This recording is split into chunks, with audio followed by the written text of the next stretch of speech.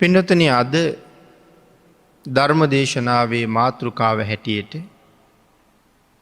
ජාතක පාලියේ සඳහන් වන මුගපක්ක කියන ජාතක කතාව ඇසුරු කරගෙන සිදු කරන ධර්ම දේශනාවයි මේ සිදු කරන්න සූදානන් වෙන්න. මිත්‍රයන්ට ද්‍රෝහි නොවීම සංසාර ගමනේ අපිට මොනතරං සුව ගෙනල්ල දෙනවද කියන කරුණු ටික තමයි මේ දිනවල සාකච්ඡා කරමින් එන්නේ. අපි සඳහන් කළා කලින් දේශනාවල් වල පිරිත් පොතේ සඳහන් වන මිත්තානි සංස සූත්‍රය මුගපක්ක ජාතක කතාවේ කොටසක් කියලා. තේමිය පණ්ඩිතයන් විසින් සුනන්ද නම් රතාචාර්යයන්ට මිත්‍රද්‍රෝහී නොවීමේ කුසල කර්මය පැහැදිලි කරපු හැටි. එහි ගාථා කීපයක් කලින් දේශනාවල් වල අපි සාකච්ඡා කරන්න යෙදුණ. අද ධර්ම දේශනාව ආරම්භ වෙන්නේ කලින් දේශනාව නතර කරපු තැන ඉඳලා. එහෙමනම් අපි අද සාකච්ඡා කරන්නේ අක්කුද්දෝ සගරං ඒති සභාය පටිනන්දිතෝ ඥාතීනං උත්තමෝ හෝති යෝමිත්තානං නදූපති කියන ගාථාව ඉඳලා. මේ ගාථාවේ තේරුම තමයි යමෙක් මිත්‍රයන්ට එරෙහි නොවන්නේ නම් ඔහු ඉතාමත්ම සතුටින් කටයුතු කරනවා. ඒ විතරක් නෙමේ සගරං ඒති කියල සඳහන් කළේ තමන්ගේ නිවසෙන් පිටට ගියහම නැවත ආපහු නිවසට එනකොටත් ඕ බොහොම සතුටු සිතින්ම තමයි එන්නේ.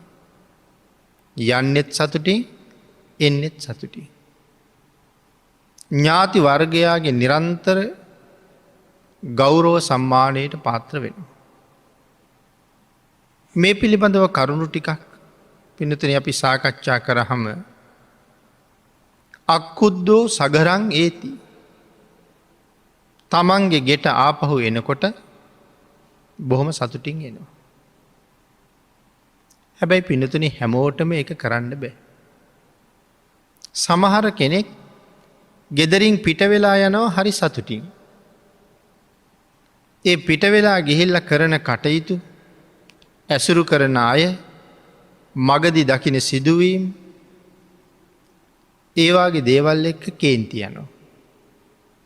ගෙදරින් සතුටින් ගියපු පුද්ගලයා ආපහු ගෙදරට එන්නේ කේන්ති අරගෙන.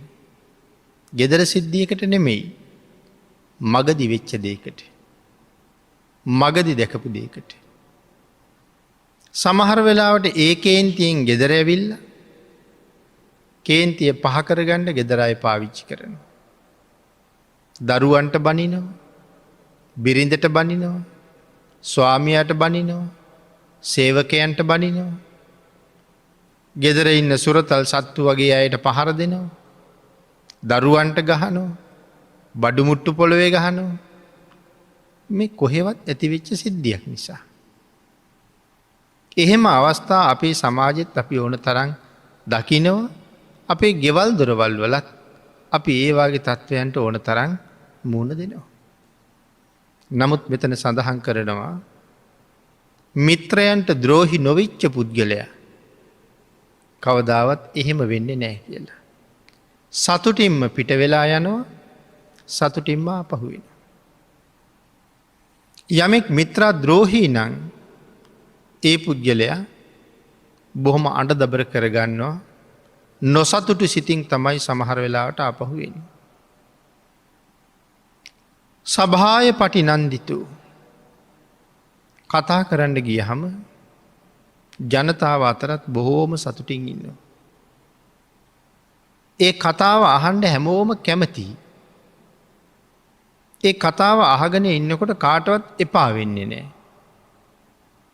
කාටවත් නිදිමත දැනෙන්නේ. කාටවත් කරදරයක් කියල හිතෙන්නේ. ඉතාම පැහැදිලි වචන ප්‍රියමනාප වචන, ඔවුනොවුන්ට ගැලපෙන වචන ඒ පුද්ගලයා විසින් ප්‍රකාශ කරනවා. උදාහරණයක් තමයි අපේ ආනන්ද මහරහතන් වහන්සේ. සඳහන් කරනවා ආනන්දයන් වහන්සේ කොයි තරං දීර්ඝ දේශනාවක් කළත් දැන්නං දේශනාව ඇති කියලා කාටවත් හිතෙන්නේ කියලා. කොයි තරං වෙලාවක් දේශනාව කරනවද ඒ තාක් කාලයක් ආසාාවෙන් අහගෙන ඉන්නවා. කැමැත්තෙන්ම අහගෙන ඉන්නවා. ඒ තරං ප්‍රියයි අහගෙන ඉන්න.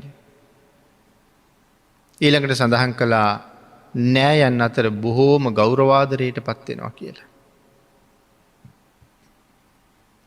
හැමෝටම නෑදෑයන්ගේ ගෞරවේ හම්බ වෙන්නේ නෑ. බොහෝ වෙලාවට අපි දකින්නේ කෙනෙක් ඉගෙන ගන්නකොට නෑදෑයෝ ඊරිසිය කරනවා. කෙනෙකුට හරියනකොට පවුලේ අය ඒක නවත්තන්න හදනවා. කෙනෙක් දියුණු වෙනකොට ඒක අඩාල කරන්න අනවින කොඩිවින වාගේ දේවල් හරි කරනවා. සමහර වෙලාවට රැකියාවකට එහෙම නැත්තං වෙනත් සම්මුඛ පරීක්ෂණයකට මේ වාගේ දේවල් වලට ලියමනක් ආවත් ඒක අරගෙන හංග ගන්නවා. එහෙම හුඟක් කරන්නේ පවුලේ අය. තමන්ගේ කියන අය. ඒ නිසා සමහර අය කතා කරනවා මේ කාරණාව සම්පූර්ණ වෙනකං පවුලේ අයට නම් කියන්න එපා කියලා. නෑදෑයන්ට නම් දැනුවත් කරන්න එපා කියලා. ඇයි බයක් තියෙනවා ඒක වෙන්ඩ දෙන්නේ නැති වෙයිද කියලා. ඒක මග නවත්වයිද කියලා. ගිහිල්ලා සුදුසු ආයතනවල ඒකට විරුද්ධව කතා කරයිද කියලා.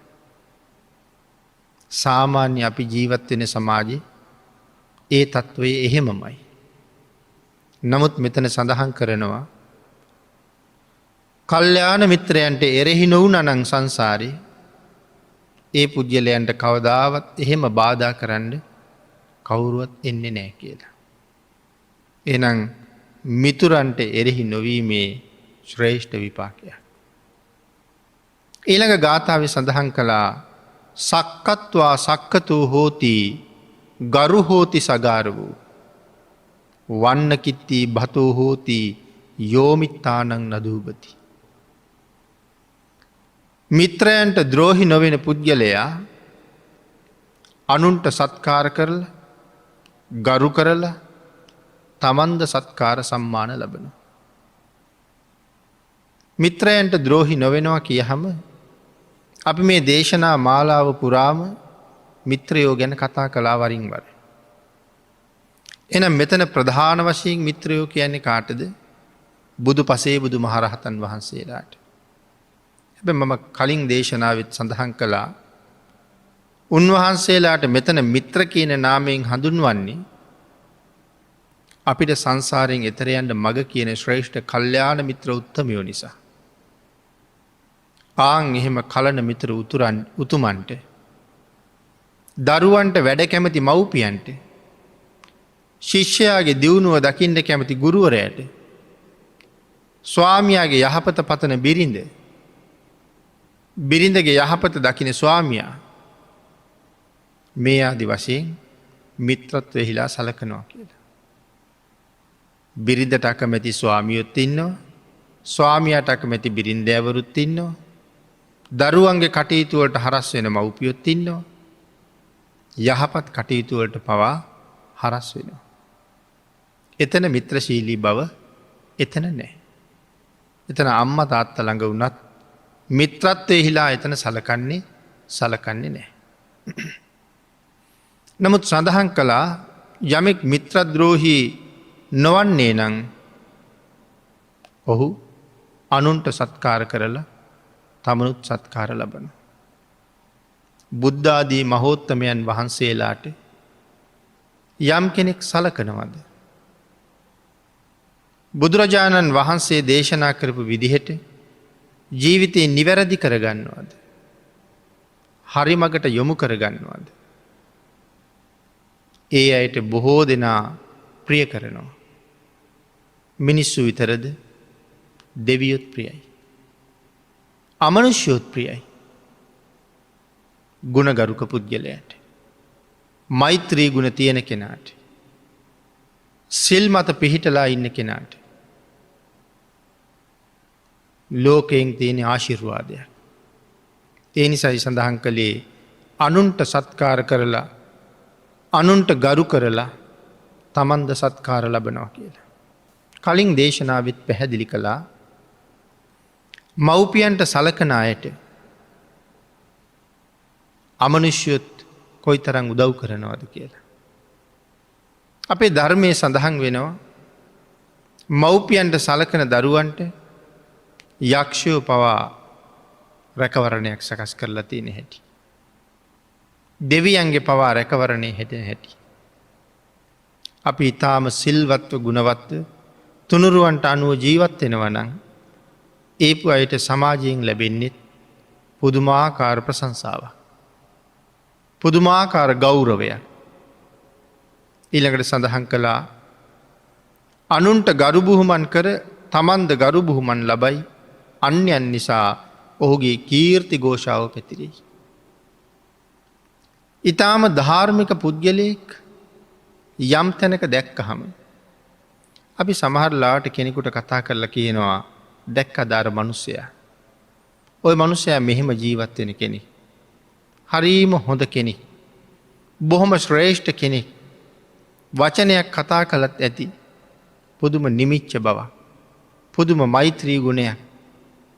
ඒ පුද්ගලයට ඇහෙන්නේ නැති වුණාට අපි අර පිරිසත් එක්ක වර්ණනා කරනවා. අපි තැනකට දුරකට බැහැරකට ගියහම සමහර වෙලාවට කෙනෙකුගේ විශේෂ අවධානය යොදා ගන්න ඕන නිසා කෙනෙකුගෙන් විශේෂ පිහිටක් ලබන්න ඕන නිසා අපි සමහරලාට ගුණවත් කෙනෙකුගේ නම කියලා කියනවා. අපි අහවලාගේ ගමේ මම අහවලාගේ ඥාති අපි අහවලා හොඳට අඳුරනවා. එහෙම ගුණවත් කෙනෙක් ගැන කියහමත් අන්‍යයන්ගෙන් අපට යම් සත්කාරයක් ලැබෙනවා. ඒ නිසා කීර්ති ഘോഷාව අනුන් නිසා හැම තැනම පැතිරිලා තියෙනවා.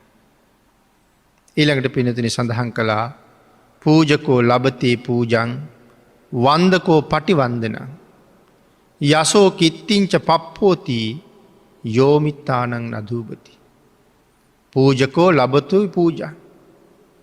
මිතුරන්ට ද්‍රෝහි නොවෙන පුද්ගලයා මිතුරන් පුදලා තමනුත් පූජ්‍යත්වයට පත්වෙනවා. ලෞතුරා බුදුරජාණන් වහන්සේ යම් කෙනෙක් සැදැහැසිතින් වන්දනාමාන කරනවන බුදුරජාණන් වහන්සේ දේශනාකට වදාළ ධර්මරත්නයට අනුව අපි අපේ ජීවිතය පවත්වනවන අපට නොපෙනෙන අමනුෂ්‍ය බලවේග නිරන්තරයෙන් අපේ රැකවරණයට ඉන්නවා. ඒ රැකවරණය අහවල් තැනට නැහැ අහවල් කරුණෙදි තියෙනවා කියන කාරණාවක් නෑ. බුදුරජාණන් වහන්සේ තිසරණ ගත ආර්ය ශ්‍රාවකයට දේශනා කළේ පෘථග්ජන ආර්ය ශ්‍රාවකයට දේශනා කළේ යම් බයක් තැති ගැනීමක් ලොමු දෙහ ගැනීමක් යම් තැනක ඇති වෙනවද. ඒ හැම වෙලාවකම බුදුරජාණන් වහන්සේ මතක් කරන්න කියලා. කරදරයක් දුකක්කම් කටුල්ලක් පීඩාවකට හිංසනයකට භාජනය වෙනවද බුදුරජාණන් වහන්සේ මතක් කරන්න කියලා. යක්ෂ දෝෂයක් ප්‍රේත දෝෂයක් ආදී අමනුෂ්‍ය බලපෑමකට ලක්වෙලා ඉන්නවනං බුදුරජාණන් වහන්සේ මතක් කරන්න කියලා. එනම් බුද්ධාදී මහෝත්තමයණන් වහන්සේලා දේශනා කරපු මග ගමන් කරනවද ඒ උතුමන් වහන්සේලා පුදනවද ඒ අයට පුදුමාකාර ආරක්ෂාවක් තියෙන. උදේනි රජ්ජුරුවන්ගේ බිසව වෙස්සාමිත්තාව. උදේනි රජ්ජුරුවෝ යුද්ධයෙන් පැරදුනාට පස්සේ නැවත වතාවක් තමන්ගේ රාජ්‍යයට යන්න පිටත් වුණහම සතුරු රජ්ජුරුවන්ගේ පිරිස ඇයල්ල ගත්තා. ඇය අරගෙන ගියා සතුරු රජ්ජුරුව ගාවට. බෙස්සාමිත්තා බිසව රූපයෙන් හරි අග තැන්පත්. ඇයගේ රූපය දැක්කහම අර රජ්ජුරුවන්ට හිතුනා ඇය අග්‍රමහේෂිකාව කර ගණ්ඩුවන කියලා. ඇයට ඒ සඳහා යෝජනාවක් කළා. නමුත් වෙස්සාමිත්තාව සඳහන් කළා මම ඒකට අකමැතියි කියලා.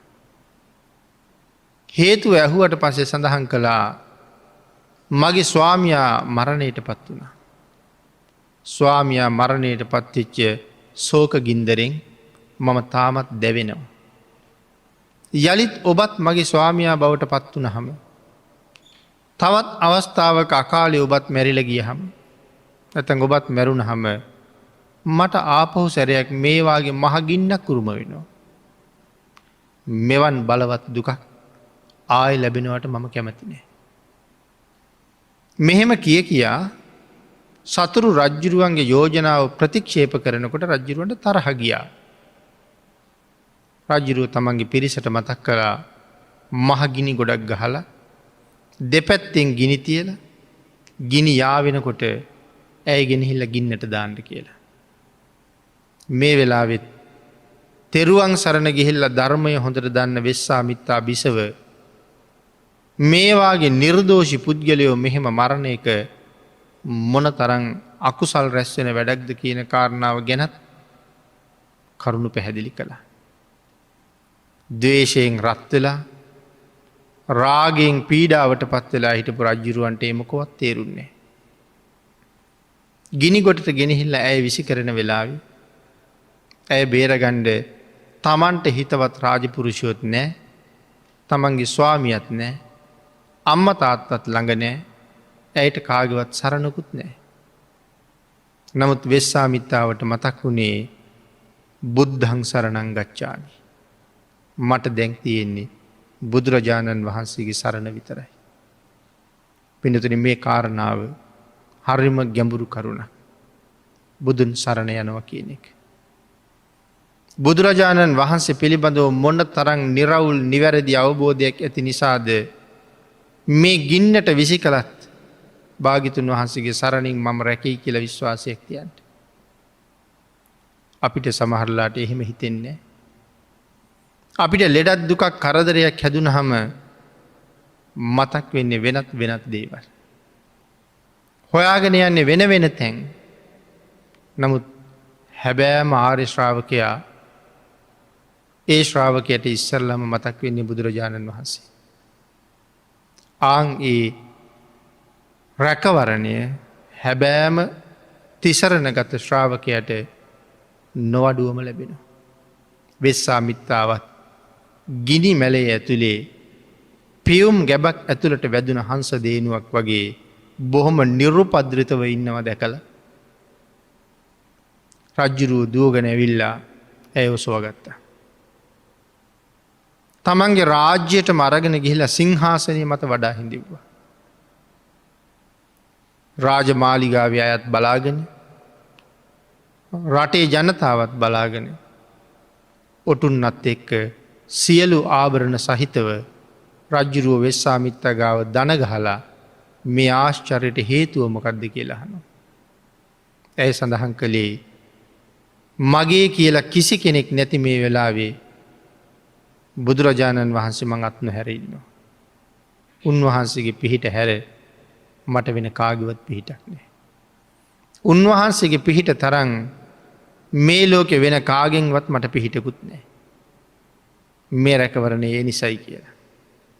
රජ්ජුරුව සඳහන් කළා මොහොතකට කලින් ඔබට කළපු යෝජනාව මගේ බිසව වෙන්ඩ කියලා. නමුත් මන් දැන් කරන යෝජනාව මෙතැන් පටන් මගේ දිවි තිබෙනතුරු ඔබේ දිවි තිබෙනතුරු ඔබ මගේ අම්ම වෙන්ඩ. මෙතැන් පටන් මට ධර්මානුකූලු අවවාදනු ශාසනා කරට. පිනතින හරියටම භාගිතුන් වහන්සේ සරණ ගිය හම මොන තරං නං රැකවරණයක් තියෙනවද කියන කාරණාව විස්තර කරලා ඉවර කරන්න බැරිතර. හැබැයි හරියටම බුදුන් සරණ ගියපු ශ්‍රාවකයා පන්සිල් උල්ලංඝනය කරන්නෙත් නැති කෙනෙක්. බෞද්ධකම සම්පූර්ණ වෙන්න එතකොට. තිසරණෙහි පිහිටි හැම භාගයයි පන්සිල් ආරක්ෂා කරනකොට ඉතුරු භාගි.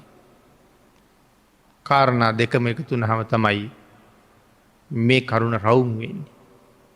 ආං එවන් අයට පුදුම රැකවරණයක් මේ ලෝකතිය. එවන් මහෝත්තම බුදුරජාණන් වහන්සේට යම් කෙනෙක් පූජා පවත්වනවන. ගරු සත්කාර සම්මාන කරනවනං සැදැහැසිතින් වඳිනවනං පුදනවන. මොන තරං ආනිසංස ලැබෙනවද කොයි තරංනං රැකවරණ ලැබෙනවද. මේ ලෝකෙ කී දෙනෙක් කීයක් දේවල් කරලා ජයග්‍රහණය ලබනවද. නොයෙක් කරුණුවල ජයග්‍රහණය කරල සහතිකාරගෙන පදක්කං අරගෙන තෑගි අරගෙන කටයුතු කරන අවස්ථා අපි දකින. සමහර වෙලාවට කෙනෙක් පිට රටක ගිහිල්ල දිනුව හම රතු පලස් එලල මංගල බෙරවාදනය කරලා සක් පිඹල ඒ අයි පිළිගන්නේ. නමුත් පින්නතුනි සඳහන් කළා ලෝතුරා බුදුරජාණන් වහන්සේ ළඟ වත කරලා බුද්ධ මාලිගාවෙන් එලියට එන කෙනෙක් පිළිගණ්ඩ රතු පලස් එලල කවුරුවත් නැති වුණාට දෙවි දේවතාව බලාගෙන ඉන්නවා කියලා. අර රතු පලස් එලපු පුද්ගලයට වඩා 100ක් කෝටි වාරයක් බුද්ධ වත කරලා එලියට එන කෙනා ශ්‍රේෂ්ඨයි. රතු පලස් මතින් ගියපු අය ජීවිත කෙරවලේ නිරේටම යන්නත් පුළුවන්. නමුත් බුද්ධ වත කරපු කෙනා බුදුන් පුදපු කෙනා දිවි කෙලවර සුගතියක ගිහිල්ල උප්පත්තිය ලබන. ඒ නිසයි මෙතන සඳහන් කළේ බුද්ධාදී මහෝත්තමයණන් වහන්සේලා යමෙක් පුදයිද ඔහුටත් අපමණ පූජා සත්කාර ලැබෙන. අපමණ ආරක්ෂාවක් ලැබෙන. භික්‍ෂූන් වහන්සේලාට මිනිස්සු පුදුම විදිහට ගරු කරනවා. ඒ බෞද්ධය විතරද ගරු කරන්නේ. සමහර වෙලාවට අන්‍යාගමික ගෙදරකට ගියත් ආසනයක් පනවල සුදු පිරිවටයක් එලල වාඩි වෙන්ඩ සකස් කරනවා. ඒ විශේෂ ගෞරවයක් තියෙන නිසා. අන්‍යාගමික ප්‍රදේශයක ගමන් කළත් විශේෂ ගෞරවයක් තියෙන. විදේශ රටකට ගියත් විශේෂ ගෞරවයක් තියෙන. ඇයි මේ ගෞරවේ බුද්ධාදී මහෝත්තමයන් වහන්සේලාට අනුකූලව ජීවත්වෙන නිසා. භික්ෂුවක් කියල කියන්නේ දිවි හිමියෙන්ම බුද්ධ රතනයට ධර්ම රතනයට අනුව කටයුතු කරන්න ප්‍රතිඥාදීපු කෙනා. ඒ නිසයි භික්ෂුවක් කියලකිව. බුද්ධ රතනයට ධර්ම රතනයට අනුව මුළු ජීවිතයම පවත්වන්ට ප්‍රතිඥා දුන්න කෙනාට කිව්වා සංඝරතනය කියලා. එහෙම නං භික්‍ෂූන් වහන්සේලාට මේ තරන් ගරු කරන්නේ යැයි සිව්පසයෙන් ඇප උපස්ථාන කරන්නේ යැයි බුදුරජාණන් වහන්සේගේ මග පෙන්වීමට අනුව දිවි ගමන සකස් කරගත්ත නිසා. ඊළඟට සඳහන් කළා එවන් අය බොහෝ දෙනාගේ වන්දනා මානනයට භාජනය වෙනවා කියලා. පසළොස්වක දවසේ පන්සලට ගිහිල්ලා උපෝසත සිල් සමාදන් වෙච්චහම සිල් සමාදන් නොවුන අය පන්සලට ආවහම ජීවිතයේ කවදාවත් වැඳල නැති කෙනෙකුට නමුත් සිල් අරගෙන ඉන්න දවස වැඳල යනවා. ඒත් තරම් ගරු බහුමානයට ලක්වෙන. ඒවාගේ සරල කාරණා තුළින් භාග්‍යතුන් වහන්සේගේ මගට පිළිපන් කෙනා මොන තරං ශ්‍රේෂ්ඨද කියන කාරණාව පැහැදිලි වෙනවා. නමුත් පහුවදා පාරෙ දැක්ක හම සමහරලාට වඳින්නේ ඊළඟ පෝයදා පන්සලේ දැක්ක හම වැඳල යනවා. ඊළඟට සඳහන් කළා සම්පත් ලබනවා කියලා. බොහෝම සම්පත් පහළ වෙනවා. පහළ වෙනවා කියල සඳහන් කළේ සිල් රැකීමේ විශේෂ ආනිසංසයක් තමයි පුද්ගලයා ධනවත් වෙන්න පටන් ගන්න. නමුත් ධර්මය දන්නේ නැති අපේ කල්පනාව සිල් කඩල තමයි ධනය හම්බ කරන්න පුළුවන් කියලා. සර්වඥ වූ අපේ බුදුරජාණන් වහන්සේ දේශනා කළේ සිල්වත් කෙනා ධනයෙන් පෝෂණය වෙනවා කියලා. සමහර කෙනෙක් බොහෝම සාධහරණ ධනයූපයන්ට කටයුතු කරනවා.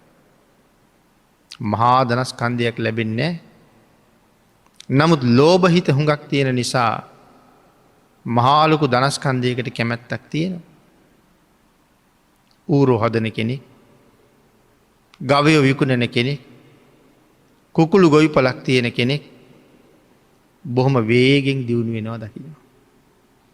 මත්කුඩු විකුණන කෙනෙක්, රාරක් විකුණන කෙනෙක් බොහොම වේගෙන් දියුණු වෙනවා දකිනවා. ඒ වුණට අර ධාර්මික පුද්ගලයා ඒ තරම් ලොකු දියුණුවක් ලබල නෑ. ඒ හින්දා ඔහුටත් හිතෙනවා මමත් එහෙම කලානම් හොඳයි කියලා. සමහර අය දැහැමි බව අත්හැරල ආපහු එතෙන්ට යනවා.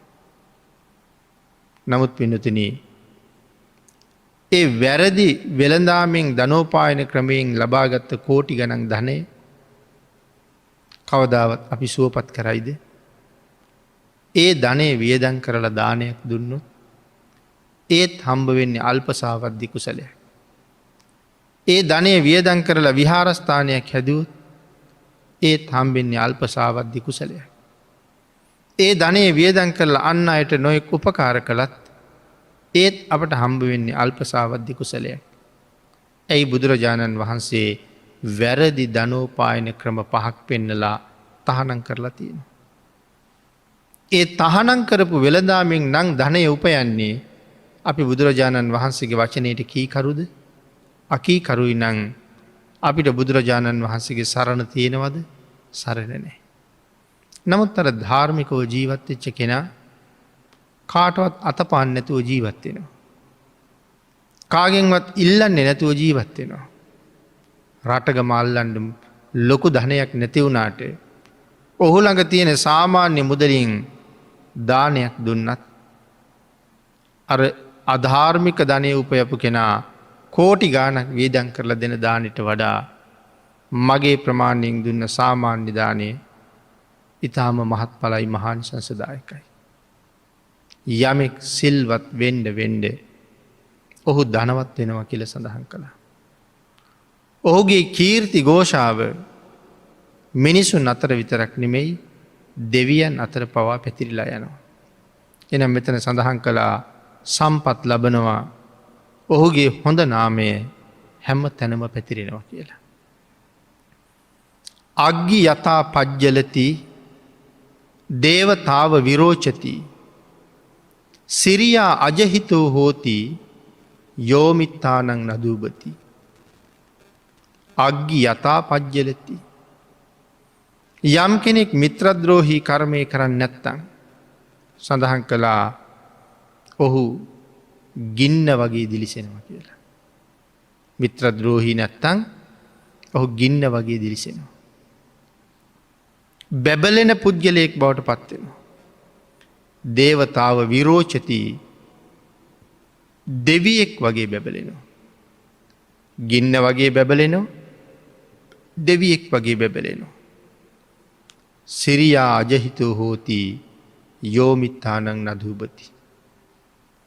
ඔහු ළඟ හැම වෙලාවෙම සිරි කත රැඳෙනවා කියලා සඳහන් කරනවා. අපි කතා කරන්නේ ශ්‍රියාකාන්තාව කියලා. ජාතක පාළියේ තියෙනවා තව ජාතක කතාවක් සිරි කාලකන්නි ජාතකය කියලා. සිරි කියන්නේ එක දුවක්, කාලකන්නි කියන්නේ තව දුවක්. දෙන්නගෙම නන්දක එකතු කරලා තමයි සිරි කාලකන්නි ජාතකය. මේ දෙව්දූවරු දෙන්නම සතරවරන් දෙවියන්ගේ දුවල දෙන්නේ. යම් පුද්ගලේ ශ්‍රද්ධාවන්තයි නම්, යම් පුද්ගලේ ඊටාම ගුණගරුකයි නම්, යම් පුද්ගලේ තිසරණ සහිත ගිහිල්ලන. යහපත් අදහස් යහපත් ක්‍රියාකාරකම් යහපත් වචන කායික ක්‍රියා නිවැරදි වාචසික ක්‍රියා නිවැරදි මානසික ක්‍රියා නිවැරදි නං ආං ඒ පුද්ගලය ළඟ හැමදාම සිරි කත රැඳෙනවා කියල සඳහන් කරන. යමෙකුගේ සිතකය වචනය දොස් සහිතයින්න. සිතින් කයින් වචනයෙන් කරන කියන දේවල් අඩු පාඩු සහිතයින්න. එව්වගේ දොස් සහිත කාරණා තියෙනවන කොහොමත් ඒ කරුණු දොස් සහිතයි. සිතකය වචනය යමෙකුගේ සංවර නැත්තං එතන තියෙන්නේ දෝෂ දර්ශනයට ලක්වෙන දේවල්මයි. නිකම්ම කාලය ගත කරලා දානවනම් එතන නිකං කාලෙ ගත කරනවා කියල කීවේ ගුණයක් දහමක් ජීවිතයට එකතු කරගන්නේ නැත්තං. යහපත් පුුණ්‍ය කටයුත්තක යෙදෙන්නේ නැත්තං ආං ඒ පුද්ගලයාගේ ගෙදර ඔහු ළඟ හැමදාම කාල කන්නි රැඳෙනවා කියල. ගුණධර්ම නැති කෙනා ළඟ කාලකන්නිය ඉන්නවා. ගුණධර්ම ඇති කෙනා ළඟ ශ්‍රියාකාන්තාව ඉන්නවා. සිරියා අජහිතෝ හෝති යෝමිත්තානං නදූපති. එහනම් මිතුරන්ට එරෙහි නොවෙන අය ළඟ සිරි කත හැමදාම ගැවසෙනවා කියන කාරණාවයි මේ සඳහන් කරන්නේ. ඒ විතරක් නෙමෙයි පින්නතින බොහෝ දෙනාගේ සහයෝගය ලැබෙන්ඩ පටන් ගන්නවා. දැන් සමහර කෙනෙකුට යාළු මිත්‍රයෝ හුඟක් ඉන්නවා. හදිසියේ ගමනක් බිමනක් යන්ඩ වෙනවා. හදිසියේ බේතක් හේතක් ගණ්ඩ යන්ඩ වෙනවා. හදිසියේ තමන්ගේ බඩුමුට්ටු ටිකක් කොහට හරි ප්‍රවාහණය කරන්න වෙනවා. යාළුවෝ ගොඩක් ඉන්නවා. ඒ වනාට කවුරුවත් කොච්චර යාළුකම තිබුණත් මගේ වාහනේ ගිහිල්ල එන්ට. ඔය බඩු ටික මගේ වාහනෙන් අරගෙනයන්ට. එහෙම කියන කෙනෙක් නෑ. වාහනේ දෙනවා හැබැයි මුදල ඉල්ල ගන්නවා. බඩු ටික ගෙනහිල්ල දෙනවා. මුදල ඉල්ල ගන්නවා සහයෝගිට නෑ කවුරුව. ආං ඒවාගේ ගෙදර නොයෙක් කටයුතු යෙදෙනවද. ඒ හැම එකකම මුදලට කුලියට තමයි යාළුවෝ මිත්‍රයෝ කියන අයත් ඇවිල්ල තියෙන. නමුත් එහෙම නෙමෙයි මිත්‍රයන්ට ද්‍රෝහි නොවිච්ච කෙනා ළඟට බොහෝ යාළුවෝ මිත්‍රෝ එකතු වෙනවා. ඔවුන් කවදාවත් උදව්වක් උපකාරයක් කරන්නේ ධනය මුදලක් බලාපොරොත්තුවෙන් නෙමි. ඒවාගේ කරුණු කාරණා රාශියක් මේ ගාථාරත්නයන් තුළ සඳහන් කරනවා. ගාවෝ තස්ස පජායන්ති කෙත්තේ උත්තං විරූල්හති. උත්තානං පලමස්නාති යෝමිත්තානං නදූපති. මිත්‍රද්‍රෝහි නොවෙනවනං යම් පුද්ගලයෙක් අඩුවක් නැතුව ඔහුට සම්පත් ලැබෙනවා කියල සඳහන් කළා. අඩුවක් නැතුව සම්පත් ලැබෙනවා කිය හම. සමහර අයට හොඳට ගවය බෝ වෙනවා. එතකොට අද ගවය බෝ කරපු සමහර කෙනෙක් ඒ ගවයෝ නිසා නිරයටම යනවා. විශාල ගවපට්ටියක් ඉන්නවන උදේඉදල රෑවෙනකම්ම කවනවා පොවනවා ගාල් කරනවා පනුව හැදෙනකොට පනුව වයින් කරනවා තුවාල හැදෙනකොට තුවාලෝට බේත් කරනවා වසංගත හැදෙනකොට වසංගතයට ප්‍රතිකර්ම කරනවා මේ ඔක්කොම කරලා හදලා රැකගෙන ඉන්නමකොටද මේ අපා හිටියන්ට. ඇයි මේ ගොල්ලු හදන්නේ මේ පෝෂණය කරන්නේ අනුකම්පාව නිසාද නෑ ඒක තමන්ගේ ආර්ථිකය උදිසා. ඒ සතෙක් විකුණන ගාන පාරක් ගානී අපිටත් නිරේට පාර හැදෙනවා. ඒනම් කුකුළු හැදුවත් එලුව හැදුවත් ඌරු හැදුවත් කාරණාව එහෙමයි. එතකොට මෙතන ධනය ගවයෝ බෝවෙනවා කියල සඳහන් කරහම. ධාර්මික ධනෝපායන ක්‍රම අතර ධර්මය සඳහන් කරනවා මේ සත්තු ඇති කරන එක. සත්ව පාලනය ඒ මොන සත්ව පාලනය ගැනතිතුට කියලතියෙන්. එදා බුද්ධ කාලි තිබිච්ච ගව පාලනය ගැන. මොකටද ගබිව හැදවී කුඹුරු හාගණ්ඩ කොළපාගගණ්ඩ කිරිටික ලබාගණ්ඩ ගිතෙල් ටික වෙඬරු ටික ලබා ගන්න පස්ගෝ රසය ලබා ගැනීම උදෙසා ඇති කරපු ගවයට පුදුම විදිහට සැලකුවා. දෙවියෙක් හැටියට දැක්ක සමහර කාලික මවක් හැටියට සැලකුවා සමහර කාලික. එනම් ගව සම්පත කියලා යදා කතා කළේ. අං ඒ තැන ඉඳල පිහිටලයි මේ කියන්නේ ගවයෝ බෝවෙන ඕන තරන් කියලා. ගාවෝ තස්ස පජායන්ති කෙත්තේ උත්තං විරෝල් ඇති. කෙතට ගෙනහිල්ල බීජ ටික දැම්මහම ගොයන් ටික බොහෝම ශස්ත්‍රීකව හැදෙනවා. පල දරනකොට රෝග නැතුව උපද්‍රව නැතුව හොඳට පී දෙනවා. දෑකැති වගේ හොඳ ලස්සනට දිගට කරල් පිහිටලා තියෙන. බොල් ඇට හුඟ අඩුයි හොඳ ඇටම වැඩි. අස්වන්න නෙලාගත්ත හම තමන්ටත් පුදුමයි මම නං හිතුවේ නෑ ඔච්චර අස්වන්නක් තියෙයි කියලා.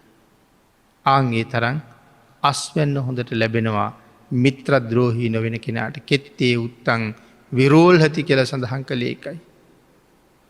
එම අස්වැන්න මනාව පරිභෝජනය කරනවා. තමන් උපයගන්න ධනය කොටස් 4කට බෙදල එක මනාව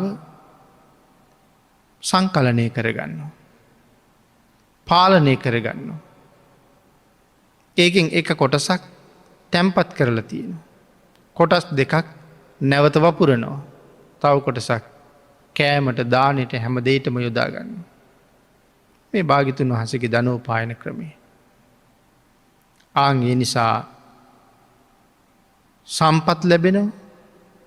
කුඹුරේ වපුරණ බීජවලින් හිතුවට වඩා අස්වැන්න ලැබෙනවා. ඒ ලබාගත්ත ධනය මනාව පරිපාලනය කරලා පරිභෝජනය කරගන්න.